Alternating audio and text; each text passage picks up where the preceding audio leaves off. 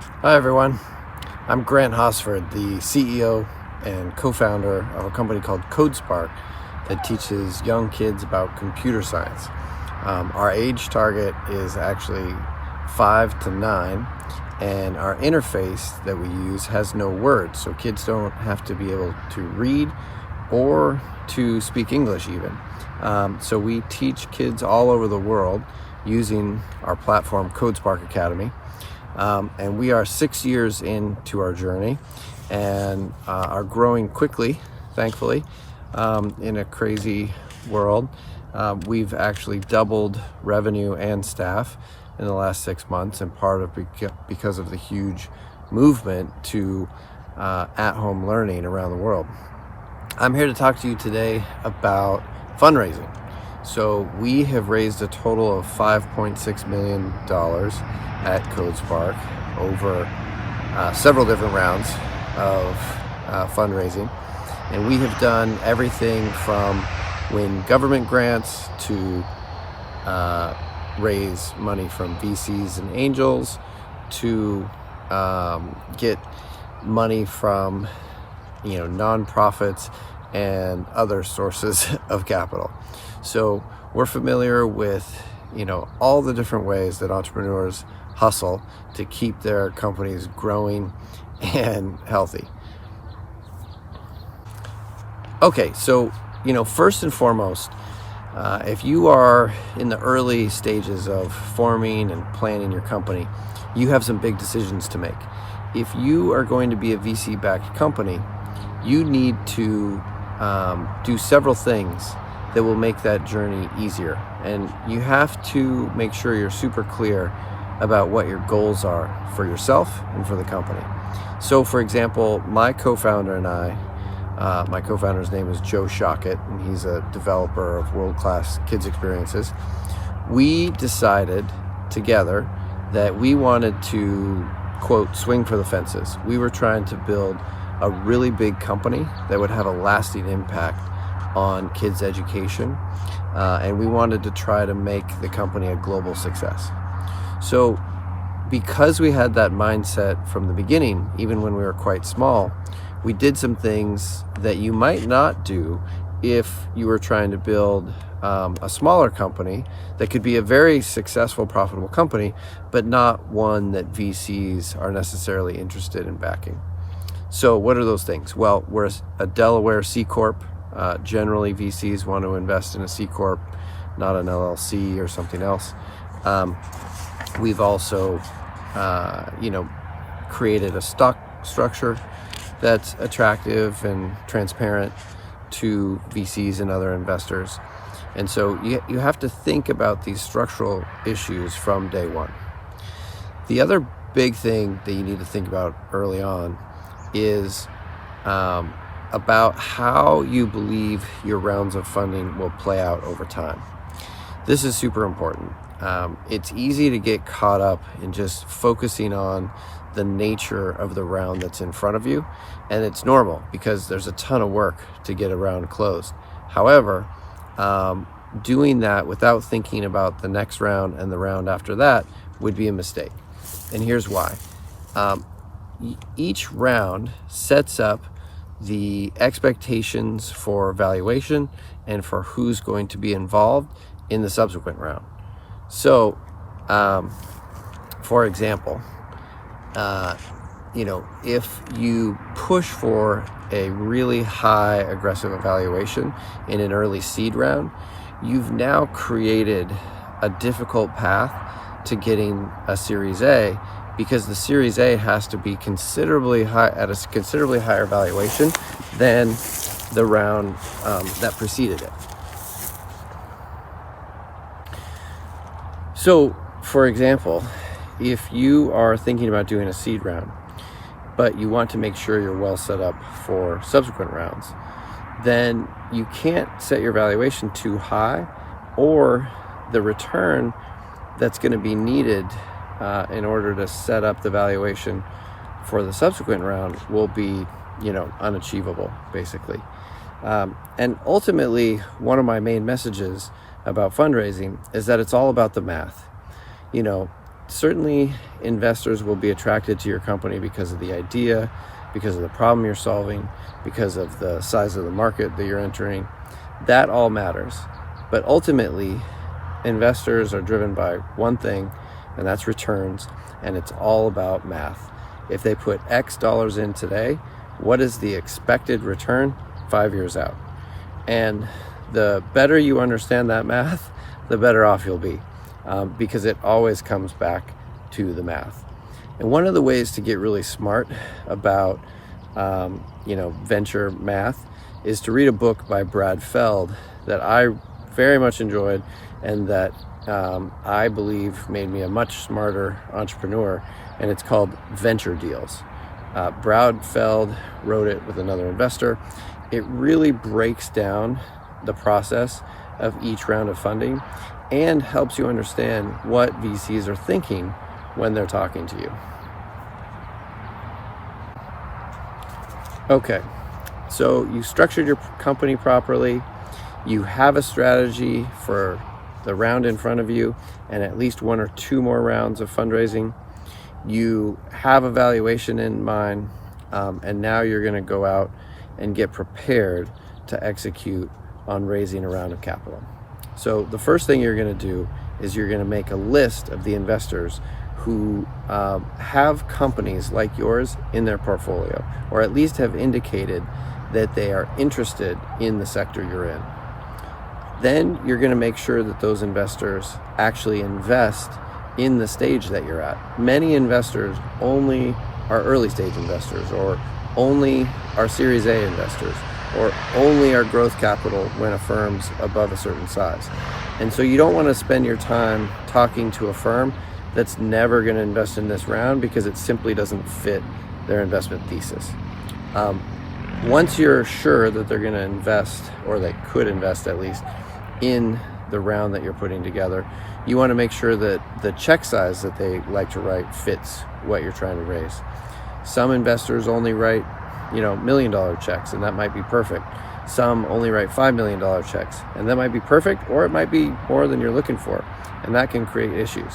So you really need to do detailed research on all of these things, and then prioritize a list of investors based on those factors. The next step is to figure out if you can get a warm introduction to those VCs, ideally from an entrepreneur they've worked with before, or another investor they've worked with before.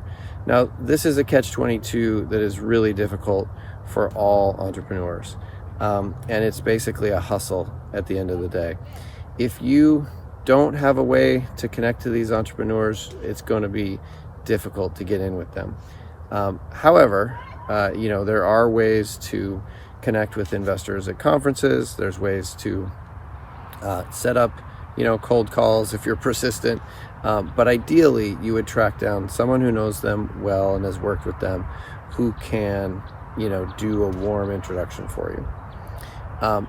Once you have your list and you have your introduction set up, then you plan out how you're going to set up your meetings. And the way you want to set up your meetings is you want to book as many meetings as possible in a 2 or 3 week span, no longer. One of the things that investors have going for them is that they can run out the clock. They can keep waiting for more data, more results, but that's not in your best interest, obviously. You want to get this process done as quickly as possible. And one of the ways to create some urgency is to pack all your meetings together and let investors know that you're running a really tight process, that you're talking to a lot of people at once. What that does is it starts to create some, FOMO, or fear of missing out, in those investors, especially if you've got a cool idea and or traction. When you're very early stage, it's all about the idea, the team, and the market size. As you start to execute, it's all about traction. And traction can come in many forms. Could be revenue, could be usage, could be retention, right? It just needs to be relevant to the market that you're going after and to the product or service that you're creating. Okay, so you've got your list of investors, you've got your introductions, you've scheduled your meetings. The other thing you need to have ready is a data room. Now, a data room could be, a private Google Drive. You could use a tool like Carta to set up a more sophisticated version that'll actually track who downloads what documents and when. But it's basically a set of documents that are going to tell investors more about your company. Financial statements, retention data, usage data, a copy of the deck that you're using in your pitches, etc. You want all that ready to go before you have your first meeting, because if the meeting goes well, that's the first thing they're going to ask you for. Now you've had your first round meetings. How do you get people to move the ball forward? This is both art and science, but what you want to do is, tell people you want to be somewhat transparent, but you've also got to hustle a little bit, frankly. And if you're having good meetings with other investors, you should let those other investors know and put some pressure on them, right? Create some artificial pressure if you need to by setting up a date. Say, hey, I'm getting some information from investor so-and-so on this date. I'd really like to keep moving forward with you. Do you think you can respond by this date as well? It's tricky. You got to feel out the situation, but you need to do everything you can to keep things moving forward. The next step, if an investor is really interested, is they're going to want you to present maybe to a partner meeting or to a group of decision makers, and that's a great sign. But basically, you're going to do your pitch over again, but now you've got the benefit of understanding some of the questions they've been asking, and you can address those questions directly. Fundraising is both art and science, and it's not easy. You have to prepare yourself to be told no a lot. I imagine it's somewhat similar to being a professional actor. You hear no much more than you hear yes, even when things go well. And it can be frustrating and disheartening at times. Just know that even, very successful serial entrepreneurs sometimes have difficulties raising money. Anytime you're asking someone to write a check, it's tough. So, be ready to push through it. Make sure you have a good support system around you so you're not on your own. Make sure you have an analyst or someone who can serve as an analyst helping you with all the different elements that you're putting in your data room, and just chin up and keep moving forward. If you do all these things, you'll have a good chance of being successful. The last thing I'll talk about is pricing. I personally never talk about valuation first. I always let the investors give me, their sense of what the company is worth. Now, that doesn't mean I don't have a number in mind. I usually, I've always done my homework. I have a number in mind that is, a number at which if the valuation is below that, I wouldn't do a deal. That if it's, above it, I would. And I even have a number in mind that I may think is too high because it might mess up future rounds. So I know the range that I want to be in, but I never mention it first. And investors will really work hard to try and get a number out of you. And it feels weird, frankly, not to answer them, but don't do it. It's just not to your benefit. You need to let them decide, what they think the company is worth based on their market information. Final point. You've been successful. You raised your round. You closed. You've got money in the bank. What's next? Well, if it's your first round, you want to make sure you're really good about communicating with your investors throughout the life of your company. For me, that means sending out an update every month that has key metrics, key milestones that were met, and also some of the challenges that we face.